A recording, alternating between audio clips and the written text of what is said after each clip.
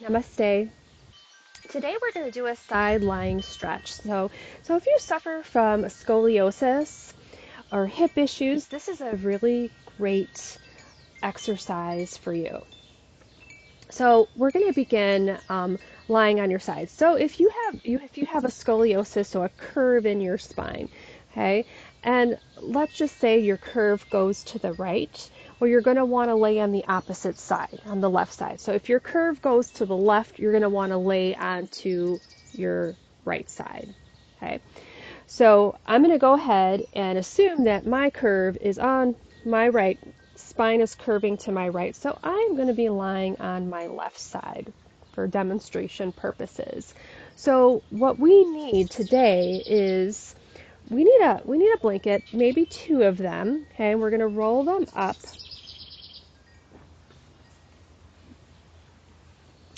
You're going to actually just roll one of them up just like this, and the other one you can just place, maybe fold it in half or thirds and place it here. We're going to lie on our side. We're going to take this and we're going to place this at like right at our waist to give us some support here. Okay. And this is really great. So if you don't have scoliosis, obviously this is great for you too, and especially if you have any type of tension in the hips or hip pain. This is great. So I encourage you to do both sides. If you don't have any issues with the scoliosis, with the curve of the spine, go ahead and do both sides. So you kind of want to make a pillow with your arm, okay?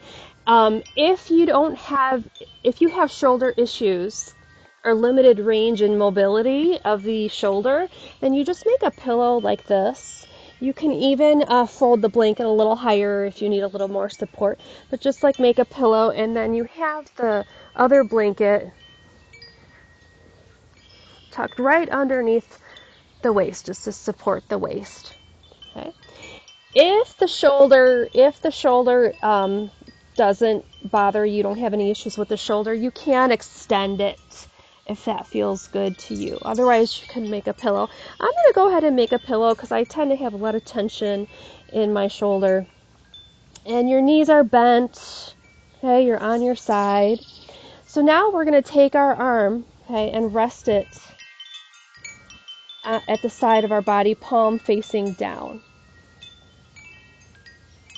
And on the inhale, we're going to lift our arms slowly until we reach about shoulder height.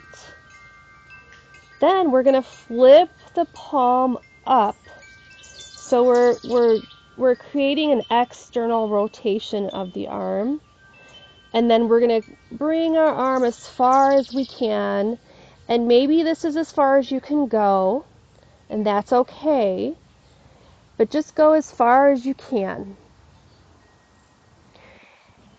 And then you're going to flip your hand back the other way, internally rotate the shoulder, and you're going to come back down. Okay, let's try that again. With the palm facing down, you're going to inhale and lift to about shoulder height. Pause for a moment, flip the palm over, externally rotating the shoulder, and then bring that arm alongside your head or as far as you can go. If this stretch feels good to you, you could kind of hang out here and just let the arm rest on your head. And you want to lengthen from your hip. Lengthen your whole side body, hip joint to shoulder joint. And on your next inhale, bringing your hand up, turn the palm the other way, internal rotation of the shoulder, and coming back down. And let's do one more together. Inhale. pause, externally rotate the shoulder. And I'm just going to pretend like I have really limited motion, okay, just for demonstration purposes. And maybe this is as far as I can go, and that's okay. So staying here and being mindful not to overstretch. It doesn't matter how far your arm goes. It's what matters and how you feel in your body. So while you're here, bring your awareness to your hip, your side, and just try to stretch from the hip joint to the shoulders, lengthening the side body.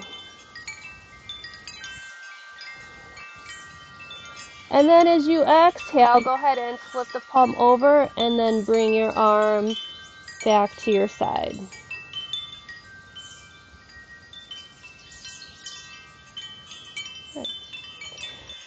And feel free to do the other side if that serves you.